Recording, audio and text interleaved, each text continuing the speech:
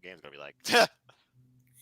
Who will go down in a blaze of glory? Never say die, as Team Impact looks to take what may be its final stand against these outsiders. Will honor no more, be thrown out the door, and what else awaits this wild night? One thing's for sure, there will be no surrender. And that's really what we're here to talk about. So hello, everybody who watched this on live or on demand. You know what this is. It is once again I, the Simple Man, with my good friend, the new normal, Jerry Slaughter. We are the simple, impactful duo, bringing you coverage, takes, predictions, and maybe what we think's to come too on all things Impact Wrestling. And here we are to discuss the Impact Plus special, No Surrender. Before we get into it, Jerry, good to see you again, man. Hard to Kill was quite a way to set up the start of Impact's 20th, and they've only gone up from here. How are you, and how are you looking forward to tomorrow's show? I'm about to say, like, that pay-per-view, or I don't even call it premium live event because we actually still pay for the Impact stuff a good majority of the time. True, but like, but I really enjoyed Hard to Kill, like, and that's why I'm so excited about talking about No Surrender, because so many different things came out of that, and we're actually building into this one. So it's gonna be an awesome event. The nine matches we have look stellar. Yeah, I mean, take a look. You got everything. And look at all the wrestling that is presented. You got AAA, you got NWA, you know what I'm talking about. We got Ring of Honor, we got NJPW, and of course we have Impact Wrestling at the heart. And that's just the main card. As we learned, of course, they have their countdown, which of course will be on YouTube, with 2 more matches. But another simple note I want to add, if you go on to Fight TV and order this for $10 to watch through there, unless you choose to watch it like me as an Ultimate Insider for $10 on YouTube, you actually get alternative commentary by, get this, SoCal Val, Tracy Brooks, and Lisa Marie Varon, the people may better know her. Yes, Tara, the Black Widow. Also, of course, a couple of these people are known for hosting a podcast about, I think it's called Grown as Women, that talks all about women empowerment, women professional wrestling, etc. I think Mickey James has been on it at one point too. But it does make me wonder, this all-female commentary panel, which I'm highly enticed by, could this be leading towards maybe something that people have been asking for the longest time? Maybe an all knockouts thing to come more frequently. I'd be happy with like either like a maybe like an hour-long weekly knockouts thing, or possibly even like maybe a bi-yearly like a knockouts pay-per-view would be awesome too. I'm down with either one. Just kind of like ease people into the idea, because it's still like a real male-dominated sport to the point where even the women who have main evented WrestleMania and have main evented Impact, main evented everywhere, they're still not held in as high regard. So this would be a huge step in that. Yeah, I was listening to, Callahan Uncensored, and how Mickey James was talking about how the focal point of women's wrestling and the pursuit of it more so by individuals you see on TV with the women, but the women doing this in general and them going for it themselves versus who they know is in the industry.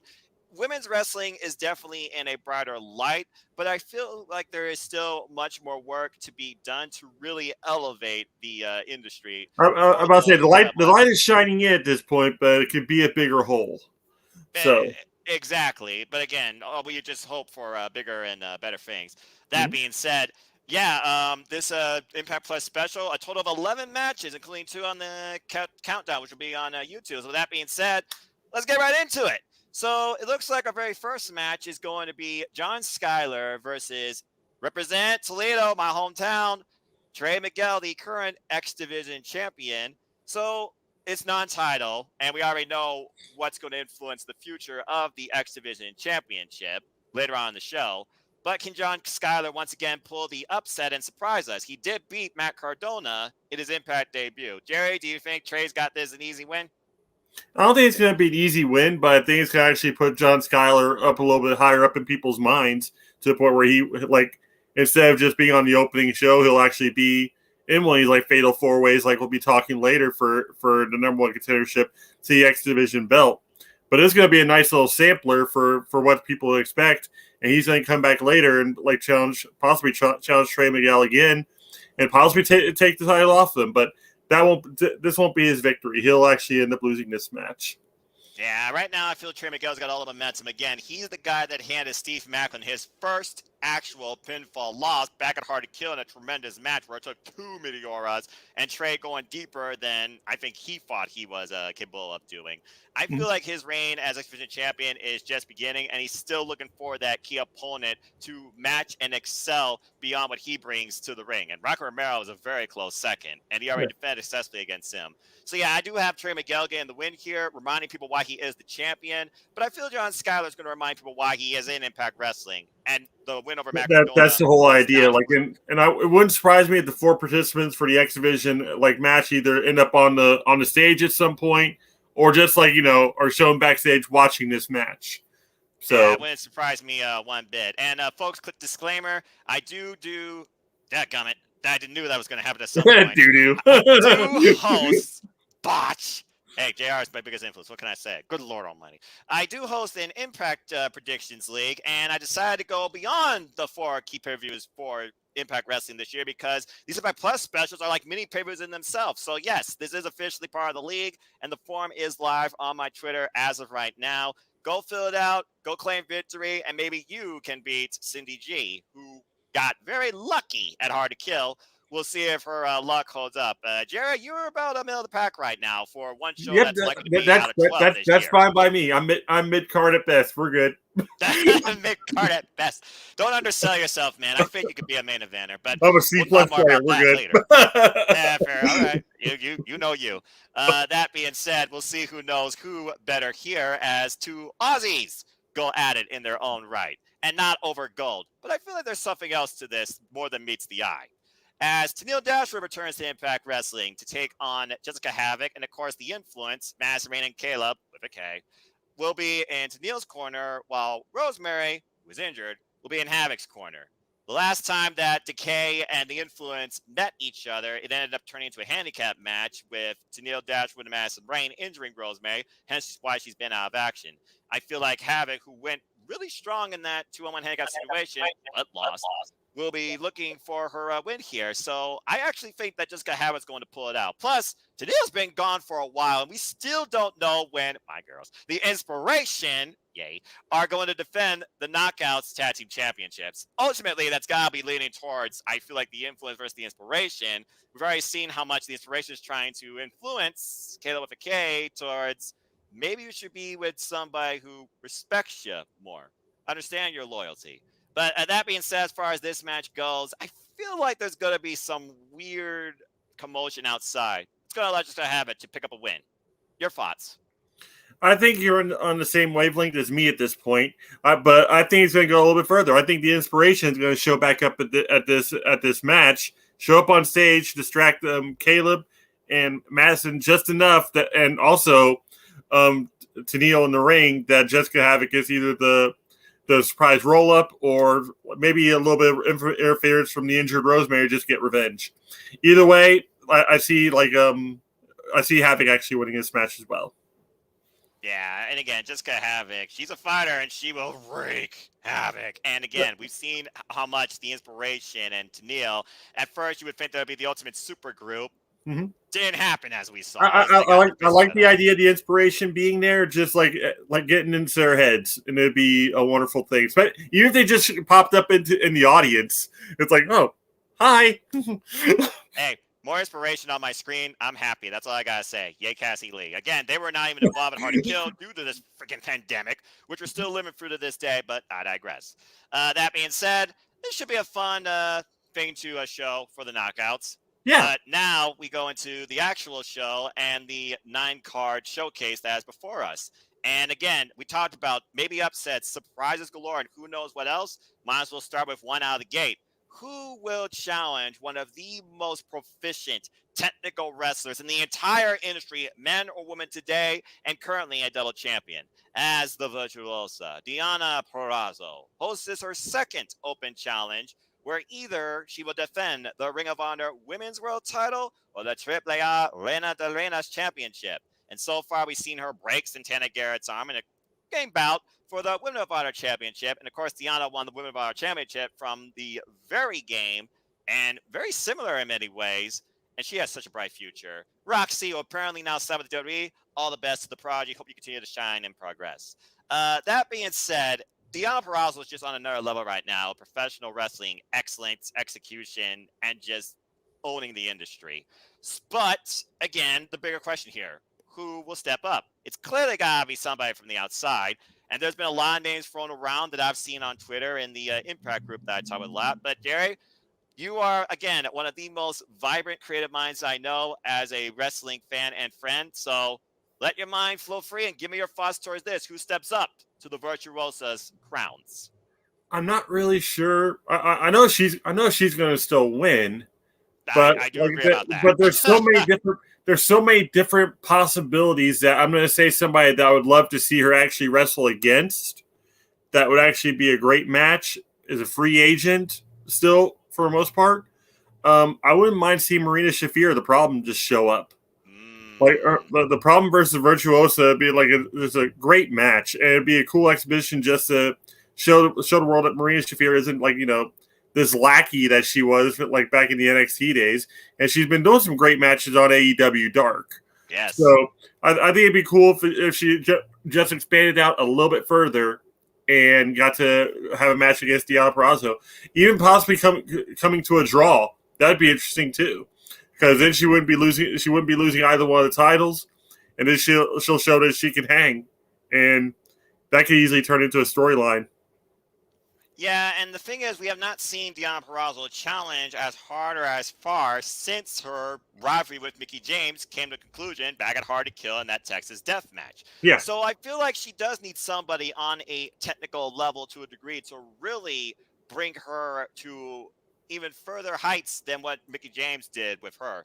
I love Marina Shafir. That was actually one name I wasn't thinking about. I was thinking about, of course, the most superior technical wrestler, maybe to her that I could think of with 20 plus years of experience. And that's, of course, Serena Deeb, the professor. Oh, but yeah. Again, that would be breaking down that door, and I just don't know if they're ready to do that yet. I think right now they're conflicting schools because Serena Deeb is doing like her challenge on AEW, and Deonna Purrazzo is doing that. But I think it's not going to be so much breaking down the door as much as merging again. Like Impact and AEW, yeah, they're not doing like official business anymore together, but you can still tell that there's still like some good lines between them. So why not just like have it be one of those like a crossover thing between the two, just for knockouts and the AEW women's locker room, just to have it out and have some more competition. Expand the women's division outlook, expand the perspective of women's wrestling. I agree. Again, I keep saying it all the time. The Knockouts division is one of the most proficient women divisions in this country for women's professional wrestling, with the depth and their booking and the way that they showcase and respect it. Can you imagine if they actually like ended up teaming up after a bit just to school these like younger talents?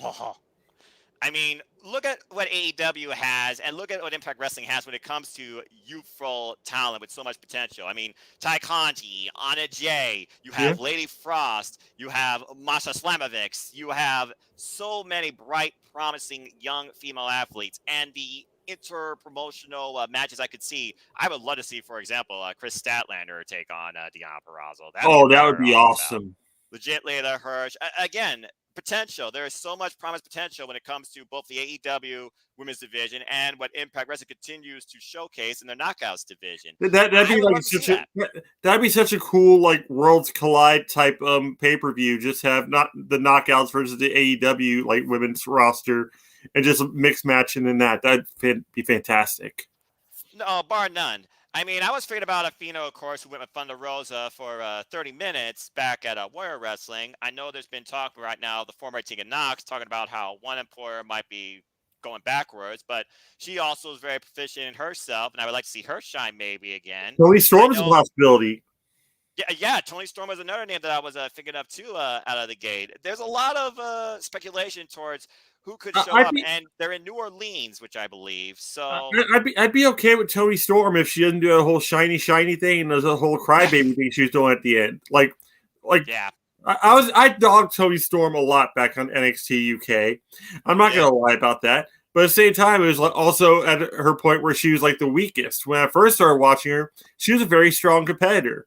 Even when she was going after Rhea Ripley's belt and everything, it was great television and it was like compelling. But for some reason, like after a while, she just started slipping away from that to the point where she became annoying. Now if she would just go back and go into a ring, wrestle, and just be the rock star she was, but initially, I'm all for that. Again, I think that came down to a booking decision. I just feel like that's not her Poor naturally. booking. But, bees, what a freaking shocker, right? From that place, but I digress. Not that I'm trying to blast it, but it's just a God. fact of life. And again, I've known her before NXT UK. I remember what she was capable of and how she showcased herself in Stardom, Pro Wrestling Eve. You put the promotion name here. I mean, again, Louisiana though. I'm trying to figure like, okay, what could be like a big name out of nowhere from there that could Oh, show up to. not necessarily big name, but like an old name from Impact, Roxy Laveau. There you go. Again, you're literally drawn back. I mean, again, Impact Wrestling, they know how to pull the curtain and bring somebody back too for that type of moment. We've seen that. But the bottom line is this: she's one that could take. She's one that could also take the loss and disappear back on television again. But it'd be a cool throwback for even possibly for Deonna Purrazzo to win, and then somebody else comes out and challenges her afterwards for the next and sets up the next thing that we do. Right, and here's the thing also we got to consider. She has 2 titles, and she's only defended, of course, we only say she has 1 open challenge, and it was just, open 1 challenge, 1 title, right? It was the Women of Honor. So this time, maybe it's not the Women of Honor, maybe it is the AAA. When I think about that, again, she beat up Lady Apache back at Triple Mania last year, but she's been called out by La Loca, Taya Valkyrie. Would Taya Valkyrie show up here and try to reclaim maybe the AAA championship? Because I don't know if that match has been made official yet for any AAA show. I'm about to say, we haven't seen Diamante either for quite some time. Yeah, and she's been part of AEW Dark for the longest time, and I still can't believe she's signed. And Diamante would be another promising name. The bottom line is this, though. The Virtuosa right now, she is that beacon of opportunity, so good luck whoever steps up, but long may she reign. I do have her winning, but I definitely expect a fun surprise. Going to win regardless, but, yeah. I do expect a fun surprise regardless, despite the fact Maria Kanellis did step up to her a little bit when Arnold Moore watched through the door, which we'll talk about later. But I don't think it's going to be her. She'll be the one to pop. She'll be the one that comes out after the match and has a stare down with her or some crap after that. Yeah, because I feel like Deonna Purrazzo and Maria Kanellis could be a match to happen, maybe at Rebellion or maybe even at Sacrifice for the next show. But we'll have to wait and see. Bottom line is this, though: Deonna's Open Challenge, it's just beginning, and I don't see it stopping anytime soon. And she's winning. Mm-hmm. All right, moving on from there, we go into the Battle of Monsters, as Decay basically put it. And we see who a true monster is, as Jonah takes on Black Taurus after nearly killing Crazy Steve.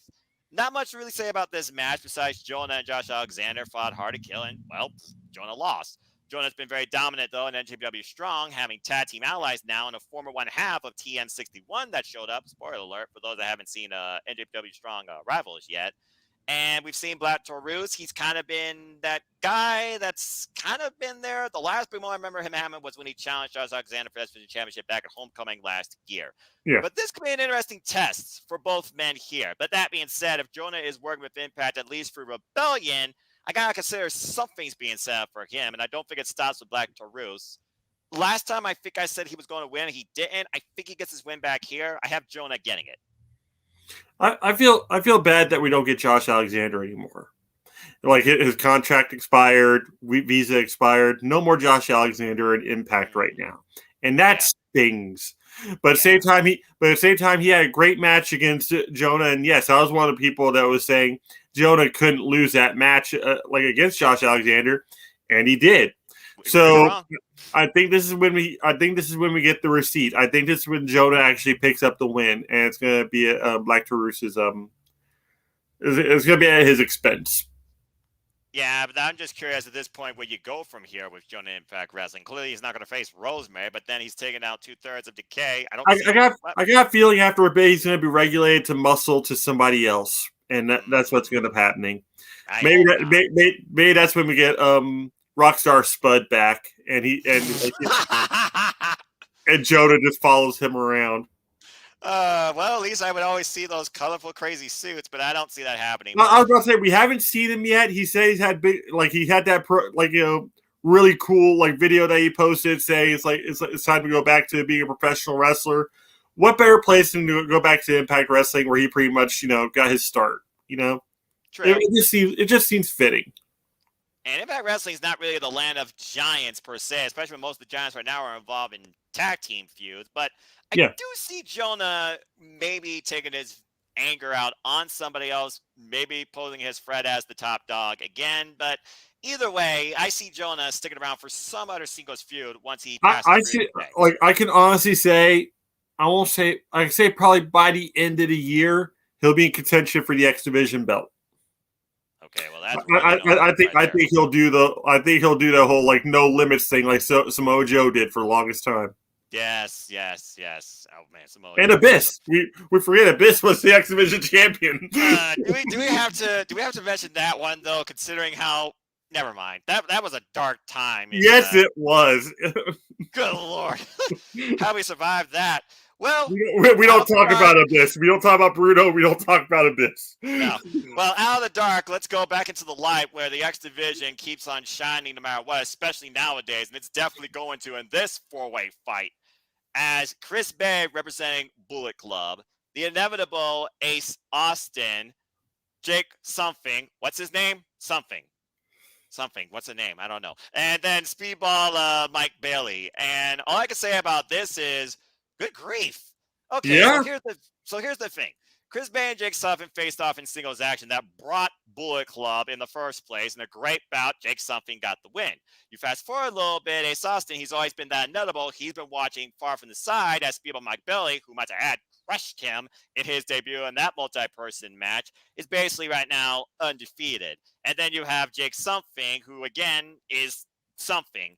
And he's had history with all three of these men, particularly lately with Ace Austin back at that 8-man tag where basically Fulton and Ace wanted to control things. But this isn't about, who's the better like tag team here or who should run with. This is about who wants the X Division championship. And in this match, you only have one former X Division champion. Oh, no, I take that back. Chris Bay was a former X Division champion until he got screwed by Rohit. So you got two former X Division champions, and you got two that are probably looking for it. This could go anyway, honestly. But the thing is with Ace Austin, I keep saying it, and he keeps saying it. He is the inevitable, and honestly, he is an uncrowned, in my opinion, Impact World Champion. I know right now we're tied up with the whole Moose thing in a different direction, but now with the whole Josh Alexander thing, throw a curveball, maybe this could actually catapult into something his way. It's kind of part of the reason why I don't want to go with Ace Austin in this. But then I also think about who else is involved tonight, and I wonder, are they really going to take over Impact Wrestling as a whole? And Chris Bay is looking to get back not only at the gold, but he's probably looking to get that win back against Jake Something. Speedball Mike Bailey is definitely the biggest, no pun intended, X factor here. He's still the unknown, but right now he has been extremely impressive. And what he and Trey could do could be amazing.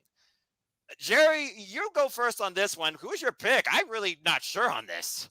Okay, so my thoughts are break down like this. Jake Something will probably get taken out by Madman Fulton.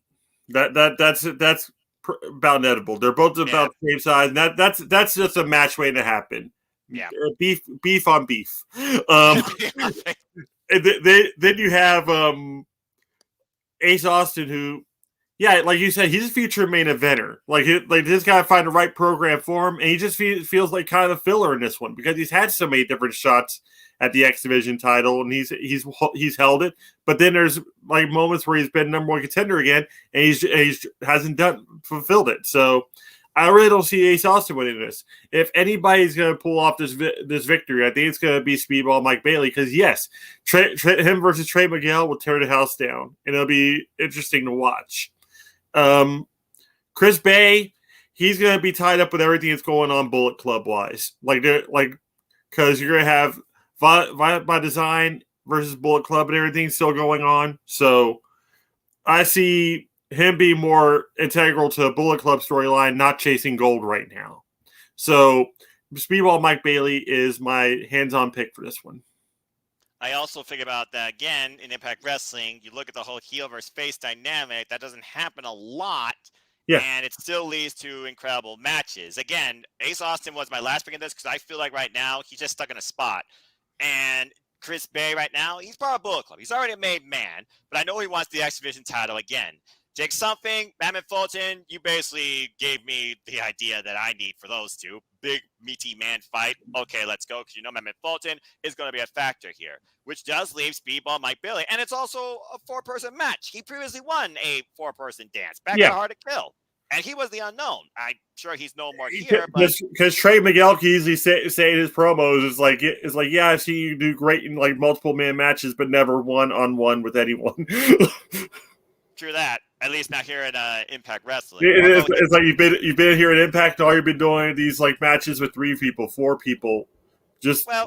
He did do he has done one singles match so far. Speedball Mike Bailey, he actually did beat Jake something in singles action. So I think it's gonna be one of those situations where like Trey Miguel's not really gonna be the heel in that thing, but he's also not gonna be the face either. He's gonna be kind of like the tweener, like this guy's not gonna be a problem for me, and people are gonna take that cockiness either way. So. And Speedball Mike Bailey is still just going to smile and bow respectfully. Exactly. Yeah. Again, if I think about this one of 2 ways, it's either a Bullet Club with all the dubs, or Speedball Mike Bailey gives us a classic with Trey, and maybe Trey turns as he, again, tries to stand out on his own. Yep.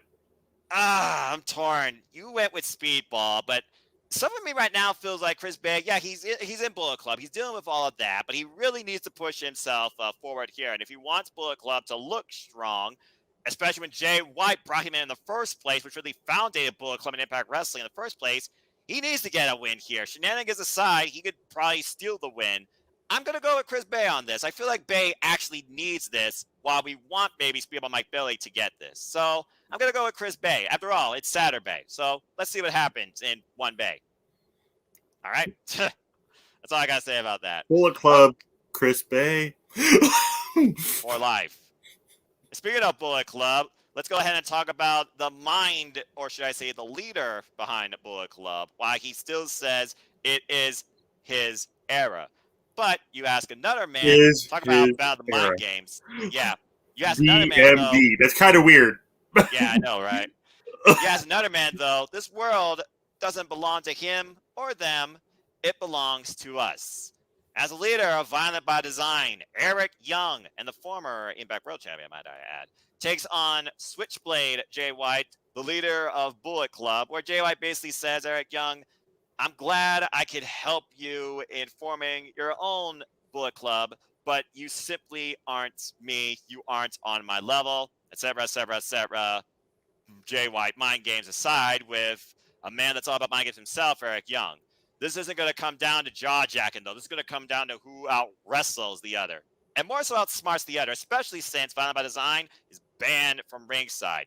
Bullet Club, yeah, they're busy, but doesn't mean they won't show up. And with this being Switchblade Jay White's return to Impact Wrestling, if Bullet Club's going to be a foundation for a longer period of time in Impact Wrestling, I feel like Jay White is going to somehow steal the win here. Again, master manipulator, master strategist. I'm going with the Switchblade on this. Your thoughts towards this match, Jerry? I'm going to throw a little curveball at you here, Noah, so I hope you catch it. What happens tonight on Rampage? Oh, well, Switchblade Jay White takes on Trent Beretta. Yeah, so Chaos. May Jay White goes over in this match by some nefarious means. And that night, when Eric Young is wrestling against Jay White, Trent Beretta actually shows up and costs Jay White his match. Oh. Somehow, because he's not Violent by Design, and he's therefore not banned from ringside. And once again, you kick down that forbidden door. And also, New Japan Pro Wrestling rivalry continue because, again, it is chaos right now dealing with the Elite and Bullet Club. Mm-hmm. Which means now you're going to be infusing a little bit of chaos into Impact as well. Everybody just wants that freaking coin drop to happen. I'm telling you right now, it's not going to happen with it'd be fantastic, and this would be like a great shots fired moment in Impact. Because then you have like chaos kind of seeping into here as well. At least Beretta and Rocky Romero. Yes, at least those two. So takes the best friends in a different direction as well, considering what we know is to come in AEW, and whether or not they are involved in Revolution, at least in that bout, we'll have to wait and see what happens over the next 2 weeks. I think they're more or less just junior members, kind of like how. Back when in elementary school, police should show up and you got to give them a badge. Like it's kind of like that's how best friends are in the sense of chaos. So Yeah. like everybody knows like that they're just kind of like background players. They're more the comedy act, especially with Danhausen in the fold now too. Do you really think Danhausen is like chaos material? He really, I really don't know is. what. Look, no, you put Danhausen and what you think in the same sentence. There is no real answer to that because Danhausen is Danhausen. If he does watch this and I just got cursed, that's fine. But and sure enough, I probably get cursed with my pick for this match. I'm gonna have Eric Young going over in this one. Wow. Well, there's Violent Alliance with Violent by Design and the Good Brothers, where ultimately it's about what is around the Good It's Brothers' all waist. toward how the match goes with Jay White and Trent Beretta tonight, and I think that could easily play a factor into tomorrow night because Well, they're going to considering play it's it also a almost like different in real. city. They're going to play it almost like in real time, where it's like he loses that night, and then he goes over to Impact that next night. Yeah, and considering they're in different cities, again, the amount of travel, good grief. Yep. You might be onto something there, but again, I keep thinking about one thing: is it an all Bullet Club night? Which is fitting to talk about this first time ever tag match that I thought would never happen. Ah. As the Good Brothers defend the Impact World Tag Team Championships against you know who, the OGs, G.O. Mother effing D. I'm of course talking about Tama Tonga and Tonga Loa. I knew since freaking Resurgence last year, this was bound to happen some point in Impact Wrestling for those titles as long as they had those belts. And the Good Brothers have had a stranglehold on these titles since I honestly can't. Oh, right, duh, Slammiversary when they won them, when I watched it live in a four-way clash. That being said, look, you're going to change something in Impact Wrestling's tag team division. Bullet Club storyline aside, I feel like GOD has to win this here because if GOD loses, then ultimately the Good Brothers have no reason to even have challengers for the gold anymore. They beat everybody. I got to go with GOD here. And again, they filed for Bullet Club. That's their choice. And curious how that changes the Good Brothers going forward. Jerry, your thoughts towards this? I heard you groan, so clearly something's on your mind about this. Well, I'm just thankful to finally have God in America because I like it's been so long and people have been like clamoring for the longest time. And Yeah. I love the idea of them being back in the US and that's awesome. That and it'll set up beautifully if they actually do win the belts, which is highly possible, and that's probably my pick as well. Because Good Brothers, at this point, if they lose the belts, worst case scenario, they go back over to AEW. Like they can go back over there, just do their own thing again there. Especially since Cody's gone, they need to fill that void again. So, but I think it'd be really cool if they win this because we have Supercard of Honor coming up too, and the Briscoes don't have opponents. Exactly. So we could have the Briscoes versus like the Guerrillas of Destiny, and just for the Ring of Honor belts, but they're the Impact champions at the same time. God, that'd be a great match. Titles for titles as well, and you unite tag team divisions and the Ring of Honor. Yeah, they could easily do title for title, or you could just make it for the Ring of Honor belts, and then maybe Briscoes show up in Impact, and just go after the Impact belts. Who knows? There's a lot of unknown though when it comes to tag team wrestling, especially here in America. When you got the Crocker Cup coming up in the NWA, you got FTR who could do anything anywhere. You got the Good Brothers right now, and you got God, and then you have Ring of Honor and the Briscoes. There's a lot of unknown right now when it comes to tag team wrestling in general, where honestly a tag team could become a belt collector in their own right. And I'm pretty sure FTR still has the AAA tag team championships too. So. I think if anything, FTR will show up after the match with the Briscoes and God and start some shit. But and that would finally be like that final straw where like Tony Khan is even like it's like okay, go ahead, let him in. Double or nothing. Briscoes, God, FTR, trios tag team titles match. Oh wow. How about that? Good. Oh my goodness. That's some general booking right there, Noah, but I like it. Hey, look, it would make sense just from the name moniker, but then you go even a step higher. You double down. So either way, God is taking over Impact Wrestling. Good Brothers, you're fired. That's all I gotta say about that. They're Since the they're Good Brothers they're showed not. up They January haven't really. 27th, I was I like, this love is them to it. pieces. I love them to pieces, but I hate Okay. their finishing move because the Magic Killer is just a weak looking finishing move, and they haven't really been doing anything of substance. They've just been kind of tagging along with people, and they need to find that fire again. They need to find a fire that they had in New Japan because right now they don't have it. I'm pretty sure DLD put them in their place. They said, "Oh yeah, you've been everywhere. Yeah, you've been fired from everywhere." The fire is in GOD. They never lost it, so Yeah, they would reignite this tag team division. Who knows what else? As their champions, I definitely got Tama Tonga and Tongaloa going over here. It needs to happen. yeah. Personally, it needs to. Simple as that. Now, whether or not someone thinks this needs to happen, I mean, I don't know. Again, you disrespect the canvas. In my opinion, you're trash. But I'm not going to discount your actual athleticism and the potential that Savannah Evans could actually lead you to victory. As Mickie James defends the Knockouts World Championship against the winner of the first ever Knockouts Ultimate X match, Tasha Steelz. And yes, Savannah Evans will be in the corner. Oh, dear.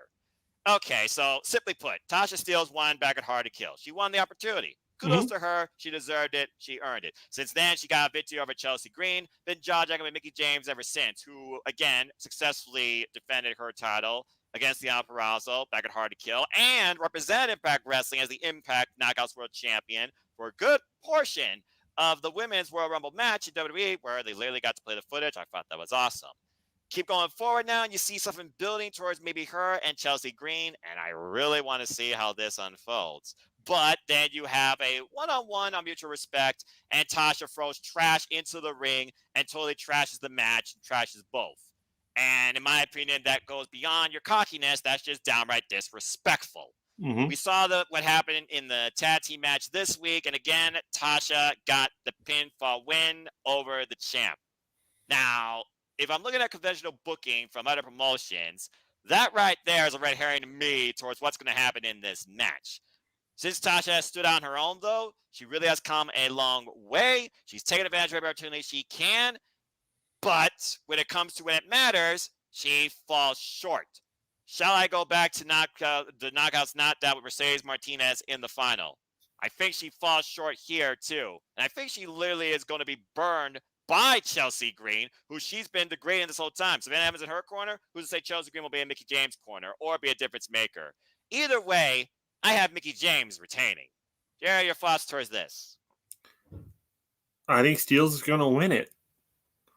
I think at this point, like she's got enough naysayers and she's starting enough stack to get into people's heads that she will win this match, and that's going to set up a nice little program with her and Chelsea Green. Because right now, like Mickie James, if she wanted to leave, she could. She's not under contract with the company. No, she isn't. Her whole job right there was to elevate the Knockouts title a little bit further and make it more of a must see title, and she is succeeding in doing that, even showing up in the Royal Rumble.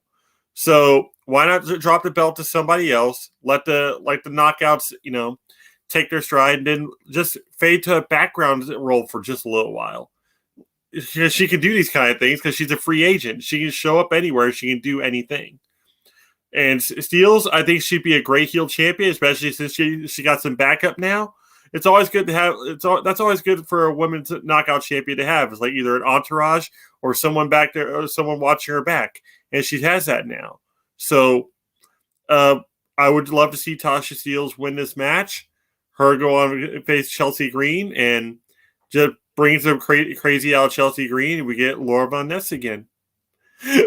I feel like that's going to happen. It's already happened in the NWA. Speaking of NWA, we've already seen Mickie James take on Kara Hogan for the Impact Knockout Championship. And that was founded on pure respect, too. Kara Hogan came up short. If this was a way to actually bring Kara Hogan back and form a one-on-one feud with those two, then I really almost want to agree with you here. But something right now feels like, to me, that would be it, too, because Tasha could go on to Impact that next night or like the next show. And so it's like, I did something Kira could even do. I took out Mickie James. I can see her saying that. Again, she would be the most obnoxious, annoying, downright champion with a heavy in her corner. It almost feels and you need that. You definitely need that at this point because you have Deonna Purrazzo who's like, very proficient, very polished and everything. You need that like women's champion there that's down and dirty, and it's going to get under people's skin just by being like annoying. And The she thing, is perfect for that role. the thing is though, Deanna Purrazzo's going back into that full-on class.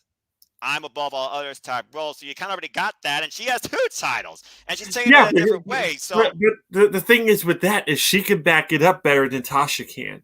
that's true. Tasha's going to need help in the long run to keep this belt, and Deonna Purrazzo, she'll break limbs. She'll do whatever she can to keep the title. She's kind of like my Mr. Perfect versus like Mr. Perfect type heel versus the Vicky Guerrero more or less that is Tasha's heel. Don't, God, Lord, don't ever hear "excuse me" in Impact Wrestling. I don't want to hear that. Excuse me. And never mind. With that being said, we got Sacrifice and Rebellion ? And I feel like Rebellion's when they're gonna change the titles on hand, because it's got to be leaning towards something big, because right now the bigger focus, I'm going to say it, has not been Moose's world champion. It's been Mickie James, the Knockouts division, the Knockouts championship. So there has to be something big to happen, I feel like, before she loses it. I don't think Tasha is big enough yet. So I do have Mickie retaining, but again, it would not surprise me though if Tasha does win, and maybe they do throw a curve like you said. Former tap partners go at it for the gold, unceremonious exit, or maybe Chelsea Green fully goes, full hot mess, Two-Face, Yep. and we finally get crazy Chelsea versus crazy Mickie. I wouldn't mind seeing that either, because we know both ladies are crazy. I was just watching Hard to Kill and the Deanna spot where she grabbed Mickey's, and lymphium. Yeah. That being said, all right, I love the fact that we're very polarized here, but for good reasons. Either way, well, we've got our minds locked on a couple of the matches, but there's like so many different wild cards that go into these ones that like we're disagreeing on. That just shows how great and stacked and how unpredictable right now Impact is. So it's great. It's positive, creative reinforcement that allows us to really appreciate what Impact Wrestling has been doing, not just for their 20th, but for the last few years. Impact Wrestling, they've been on a hot streak. They're the company that people might not have been considering and seriously should. Again, I call it the mecca, the beacon of the share wrestling universe, because everybody and everything has come or is going to go through there, especially knockouts wise. Pretty much, I consider it almost like the crossing the border, because like you have like Scott D'Amore running the place, and he used to be like Border City Wrestling, so I pretty much consider it being like crossing the border is what it is. Just that people can go through. It's almost like a gateway to any other company. Yeah, well, as Scott D'Amore said, as far as this group goes, don't let the door hit you in the ass on the way out. But the question is, are they going out or are they here to stay? Because again, now we go into the 10-man war, and I still can't believe it's not elimination. As Honor No More's OGK, Matt Taven, and Mike Bennett with Kenny King, King, Vincent, and PCO, he's not human, and obviously Maria will be in their corner, takes on Team Impact, which is of course Chris Sabin, Rich Swann, Eddie Edwards, Rhino, and now Steve Macklin. Originally, it was Josh Alexander, and we'll definitely talk about that. But of course, due to things, that's no longer the case. And we thought it would be the Ring of Honor Pure Champion, Jonathan Gresham. He got mysteriously taken out after Steve Macklin faced him, not once, but twice in a Pure Classic, and then a Rebellious Traditional where he got DQ'd. Mm-hmm. And of course, Macklin was attacked by Honor No More when Honor No More looked like they were trying to recruit Gresham. But the following week, Macklin got his revenge, and he's not fighting with them. He's fighting for them for Impact Wrestling. A lot of unknown, a lot of intrigue here, especially after what Maria planted about get your house together, because you look at us, we are a unit on the same page. You look at y'all, maybe you should really figure about, are you all in it for the same reason? Can you trust one another? Is there a mole? Is there a swerve? Is there a surprise to come? Is this it for Honor No More? Or do they close the door and remain here and create opportunity out of chaos in Impact Wrestling? Jerry, this to me feels bigger than what happened back at 2001 Survivor Series for a number of reasons. So take it away with your thoughts towards this. And is Honor No More out the door? I see Honor No More picking up the win. I see it being a very like Empire Strikes Back type ending where like the villains are actually going to like walk away with this one. And maybe even recruit a new member from that group in the process. But it's not going to be Steve Macklin. I would love the idea of it being Eddie Edwards. Especially since he's kind of like what people consider to be the heart and soul of the place.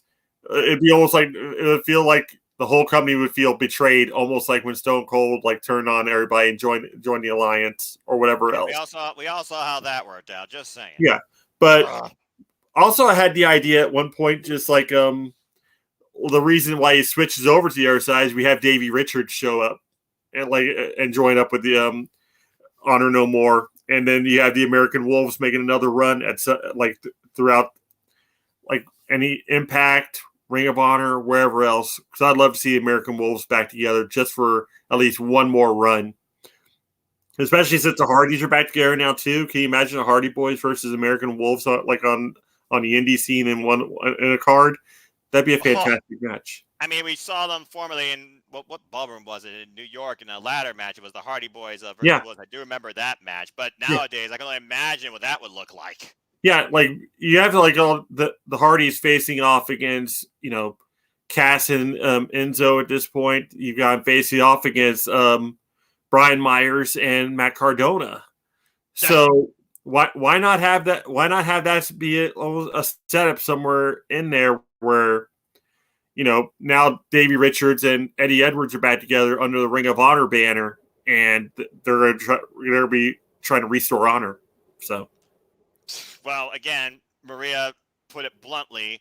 Do you believe? Shout out to the callback, by the way, of the Miracle, because I used to believe, but this is on no more, and we've seen how this has played out over several battles. We saw Sabin got beaten by PCO. We saw OGK pick up the win with the use of powder by Maria, pick up a win over Rhino and Swan, and we just saw Chris Sabin pick up the win over Kenny King. So right now it's 2-1 in Honor No More's favor as far as momentum goes. But when you think about the way this has been structured with Josh Alexander's visa issues and going home, again, this is all up in the air. Davey Richards is definitely a surprise factor I could see happening because, again, I think about that one time where Eddie Edwards looked at Vincent, delayed in reacting. So Josh Alexander tried to snap his ankle. And I'm like, okay, Eddie Edwards. And Eddie Edwards has been the most vocal here, too, when it comes to the team and that final person. We've seen it when Ida Kabani convinced him about Macklin. You can trust this guy to go to war with you.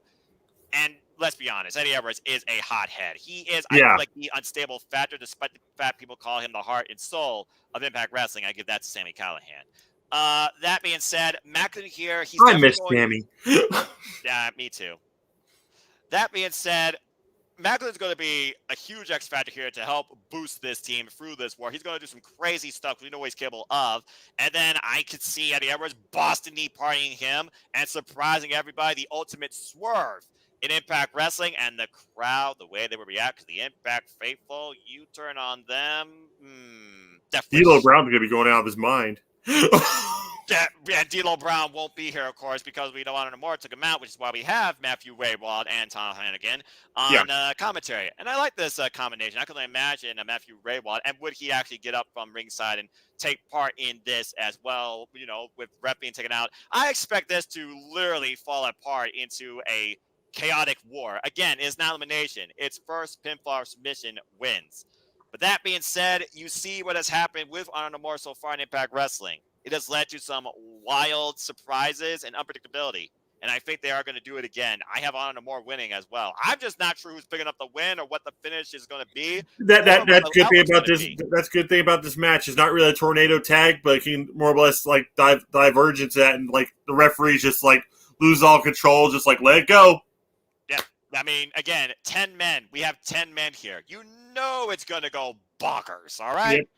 That being said, Honor No More, they're going to close the door with them still in the building. Impact Wrestling, good luck. And whether or not that means Maria finally goes after Deanna after that tease, that's something to come too. Although it does seem like she better fits a manager-type role. I would not discount her as in-ring either.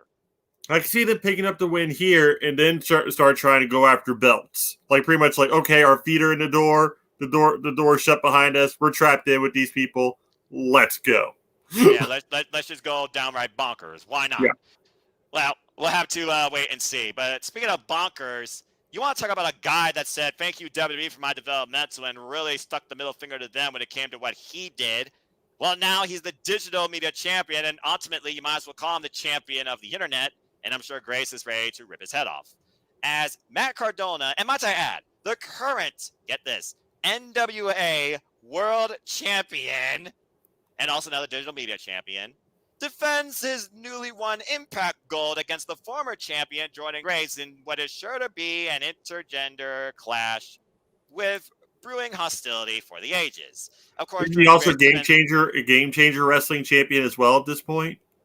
Oh, he was, yeah. I don't think he has a title there. He still has that internet championship, but Yeah. again, what we do know does await beyond this side, though, is no matter what, he faces Nick Aldis for the NWA World's Heavyweight Championship at the Crockett Cup, and I gotta imagine that's going to be on his mind, and I cannot wait for that. But that being said, Jordan Grace, of course, successfully defended this title against his wife, Chelsea Green, John Schuyler, a couple of others too. And Matt Cardona, he has defended this title successfully so far against Dan Maff because, as an Impact Insider, I see exclusive digital media championship matches. I love the fact this truly has stayed as an internet-based title. That being said, we saw Cardona. He looked sympathetic. He played us all for fools, whacked her with the chair behind the ref, took advantage, became champion. It feels like he said, this title was made for him because he feels like he influenced the internet, this YouTube community, this community of bloggers, content creators, etc. He is the influencer. Sorry, Jericho. That being said, I think Matt Cardona is going to retain here and continue this onslaught of heelish chaos. Your thoughts, Jerry? I'm glad we disagree. I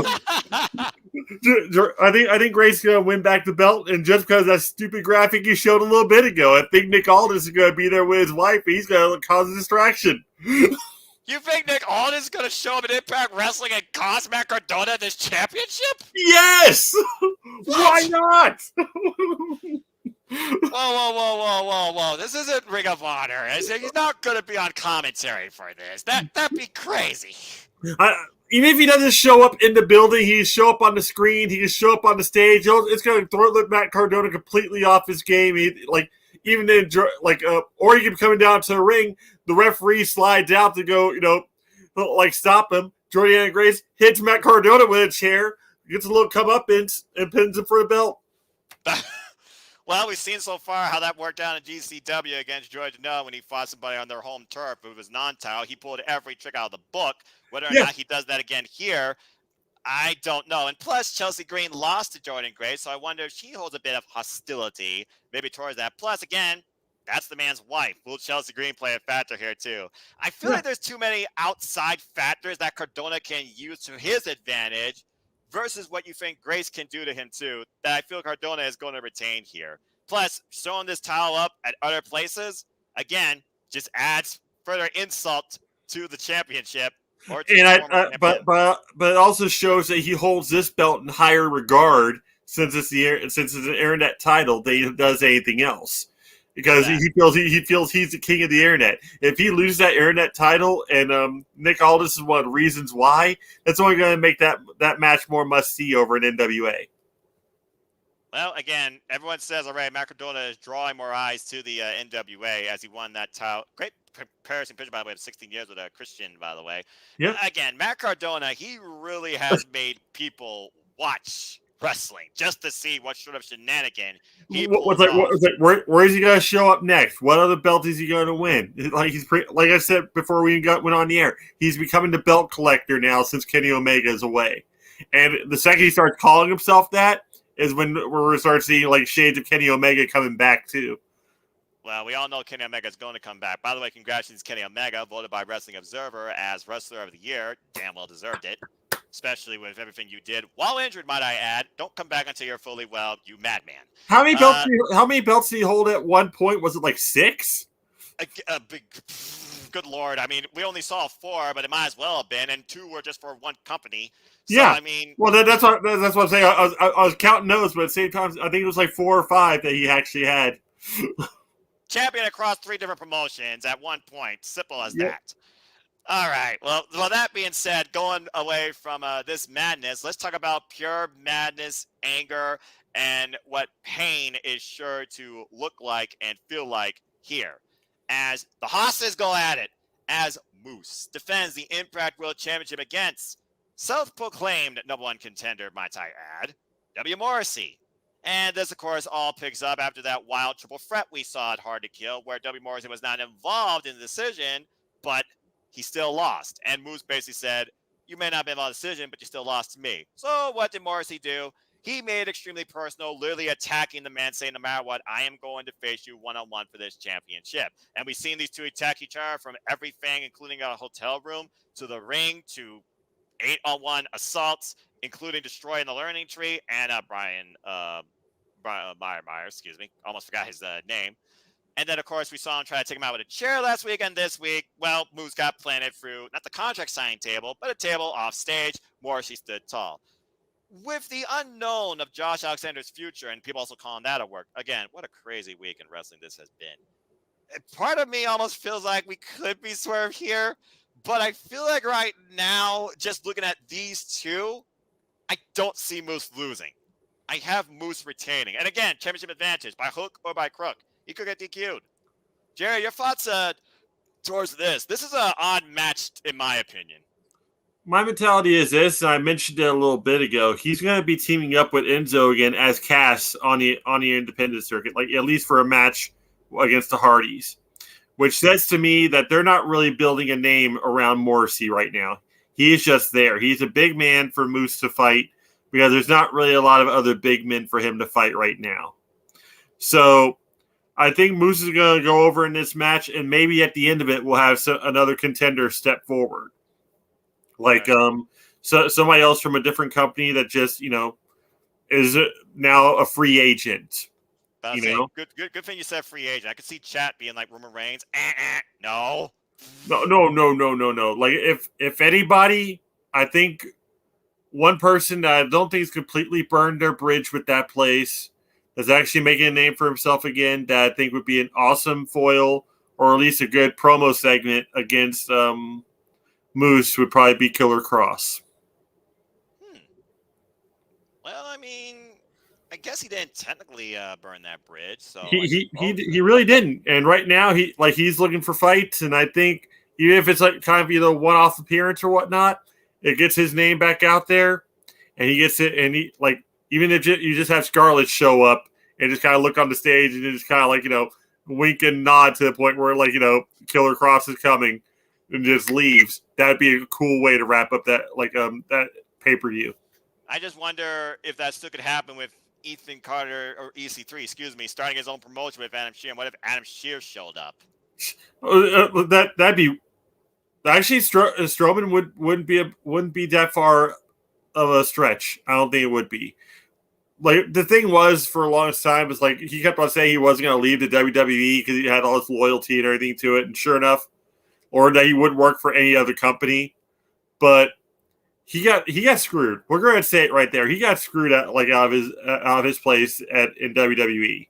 So if he could be a big fish in kind of a smaller pond at this point and just be the face of a company for a bit, I can see him showing up in Impact just to take on Moose.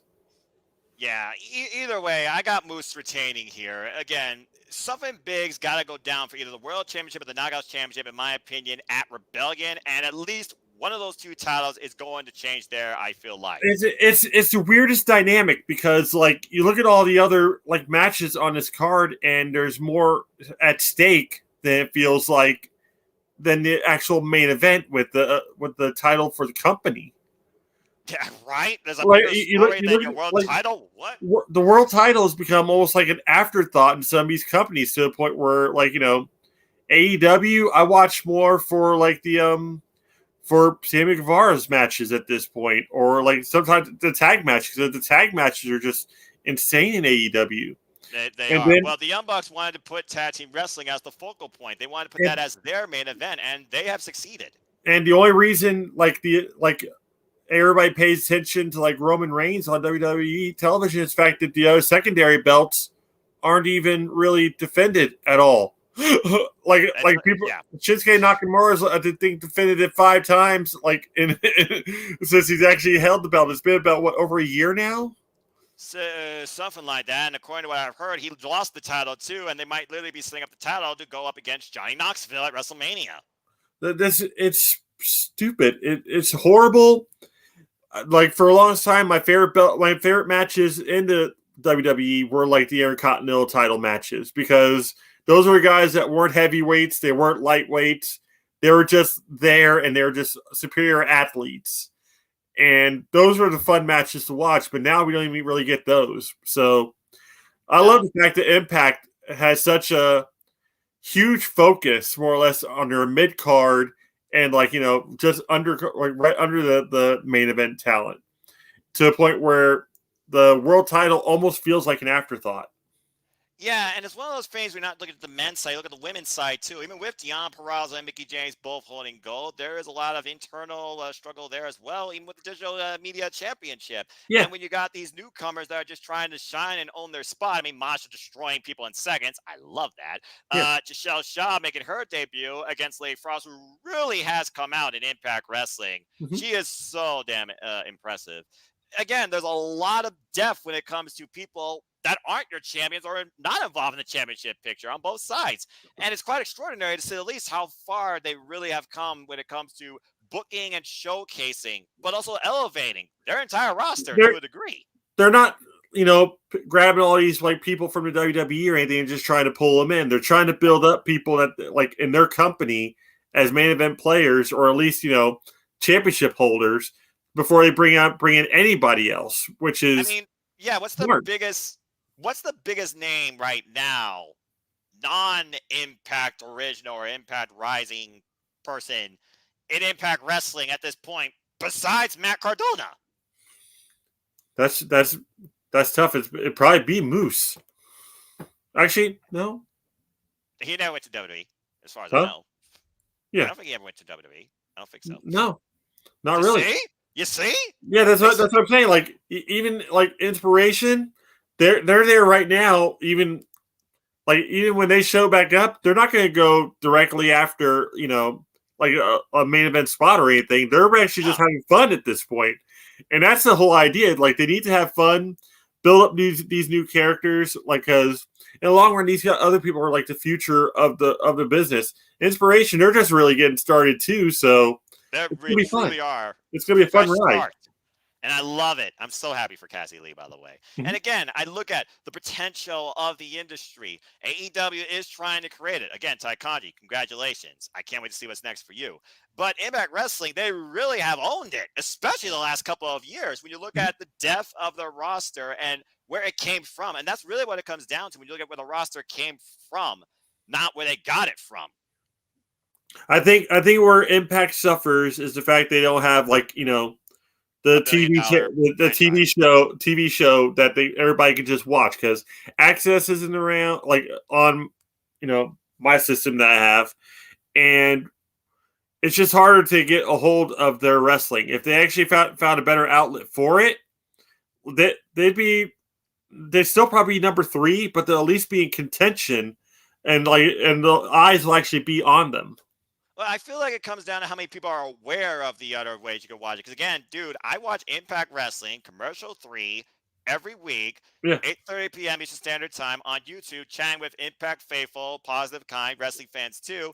And it's like, I think, $1 a month just to do that. These Impact Plus specials, where Impact Plus sometimes fails you, you can go on YouTube and watch them for only $10 a month, and you get exclusive content with that too. So if more people knew about the YouTube aspect and how far it reaches out and gives you Impact Wrestling, not just the whole shows, but literally the whole matches, vid by vid by vid by vid, I think it would definitely help with their viewership. So if you have a chance, Jerry, come be an insider and let's chat during Impact Wrestling together.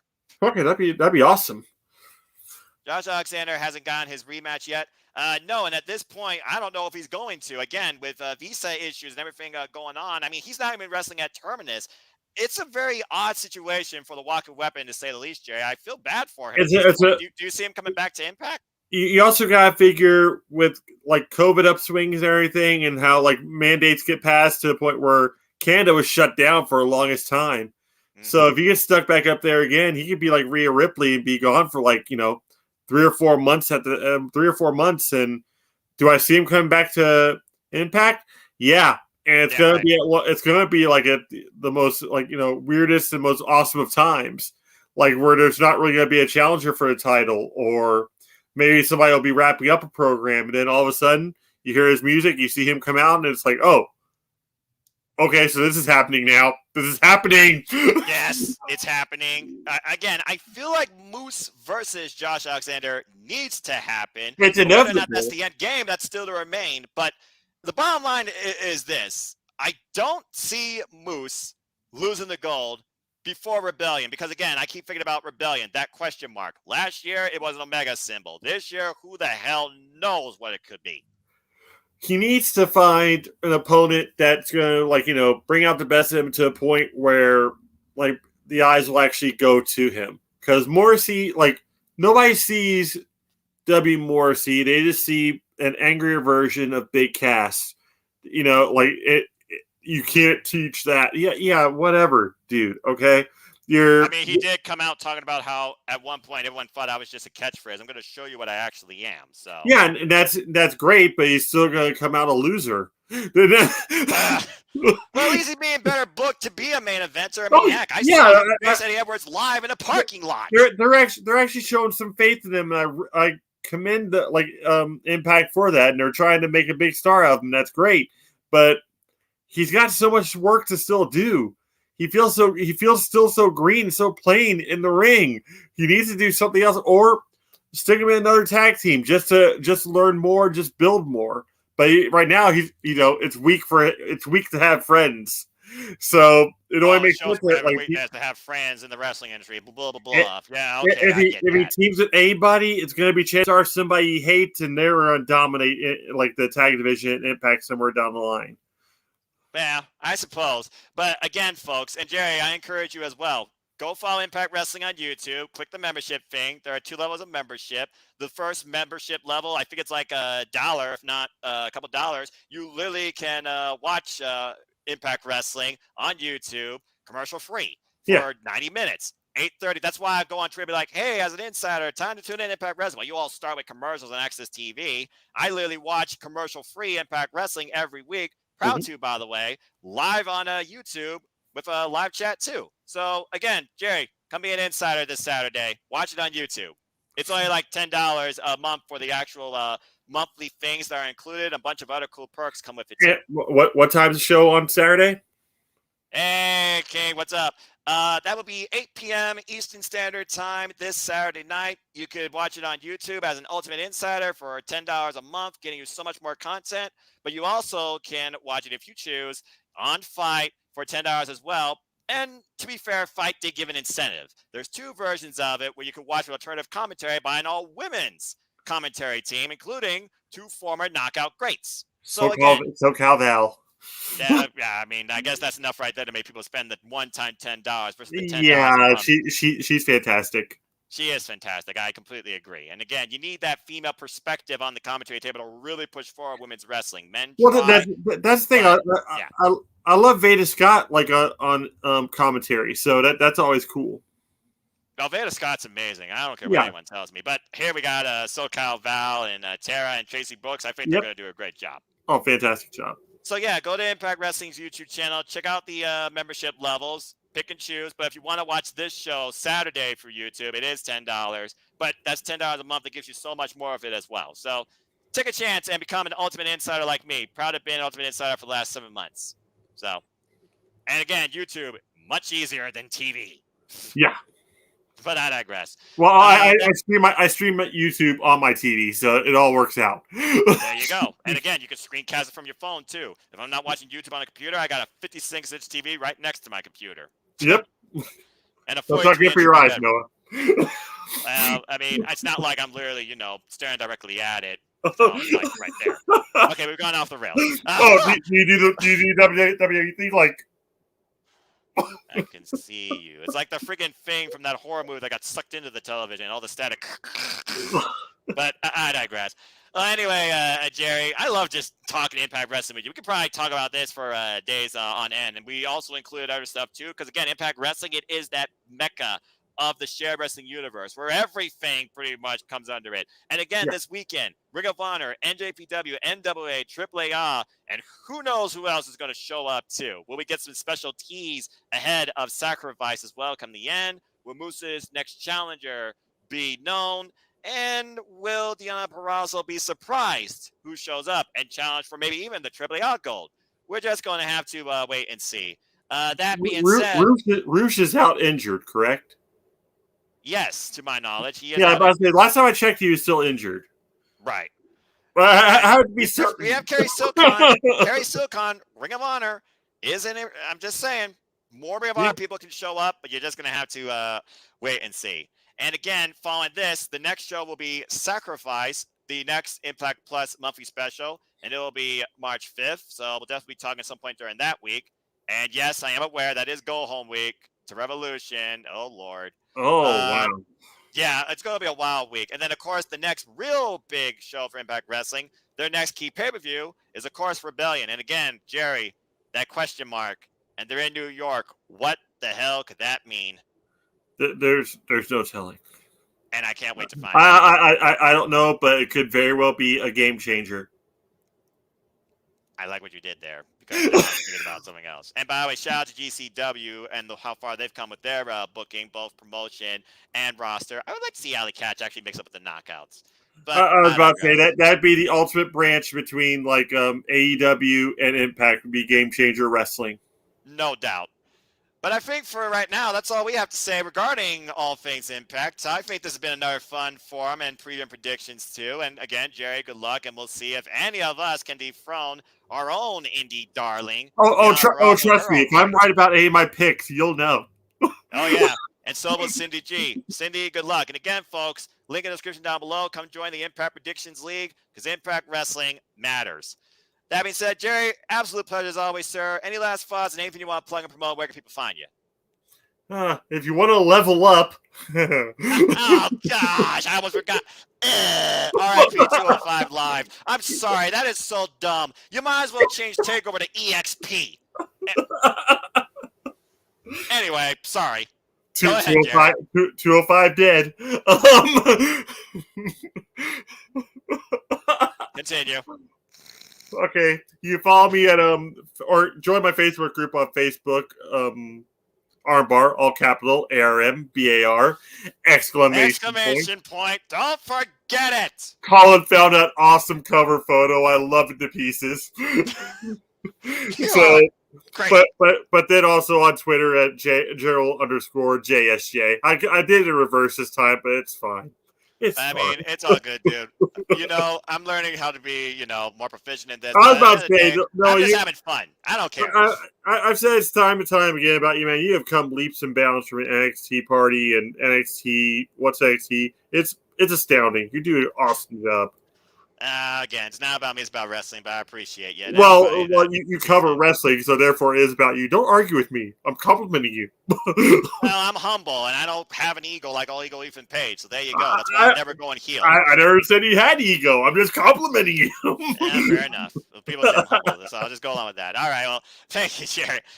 Folks, again, always follow the new normal Jerry Slaughter. Check out Armbar. It's a hell of a fun time. You want some positive reinforcement as a wrestling fan in your life, that's the group to go to. But also, that being said, you want to know more about me? Know this. I am just a simple man and a lifelong fan of professional wrestling. Damn it! But I digress. That's how passionate I am since 1992. So find me on this simple YouTube channel at nfoster1916. Follow me on Twitter and Instagram as well for positive proof and thoughts and my own commentary tweets in professional wrestling as well at nfoster1916. And yes, I will be back, of course, with the lovely Cindy G for our weekly Rampage recap and review. Whether or not it's tonight or tomorrow, we'll see. Especially since Rampage starts literally in less than an hour. Special start time, 7 p.m. Eastern Standard Time because of the NBA. And it's sure to be a slam dunk, as the name implies. Stay tuned for... Oh, I get it now. Yeah, exactly. That's why come on, basketball. 2 and 2 together, okay?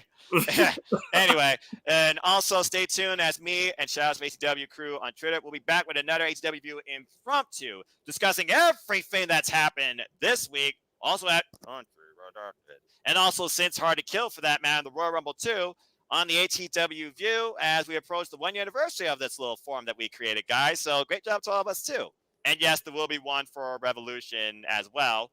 But stay tuned as Jerry and I will be back to talk about Sacrifice. Because again, Impact Wrestling matters. And as always, I like to close. There are no winners, there are no losers, there are no bears. Just fans with opinions for this passion we all share as it gets dark here. So at the end of the day, folks, respect one another, support each other. Just enjoy life and enjoy professional wrestling. Don't let social media or this device dictate your fandom too. It's as simple as that. For that being said, again, Cindy G, good luck to you. I want that title. Well, not that title, but the actual title. And again, folks, come join the Predictions League. The No Surrender Forum is live on my Twitter, too. So until next time, for Jerry, I'm Noah, and we are a simple Impact duo. We hope you enjoyed this forum, too, and the open forum. Maybe we'll do more of these going forward. And I hope you all take care and enjoy life. Tomorrow's their guarantee. Treasure families. And as always, enjoy life, enjoy wrestling. And until next time, make a positive impact in life and have a good night. Eat soup. Okay, tomato soup, Italian wedding soup. I mean, there's a couple soups I like. I can go along with that. Soup's awesome. Soup is good. I'm not gonna lie. Oh, and yeah, good luck to everybody at Country Redacted. The forum's also live on my Twitter too, but good luck being home. Live show thing. What they call it now? I don't even know. All right, we're done, folks. Bye bye.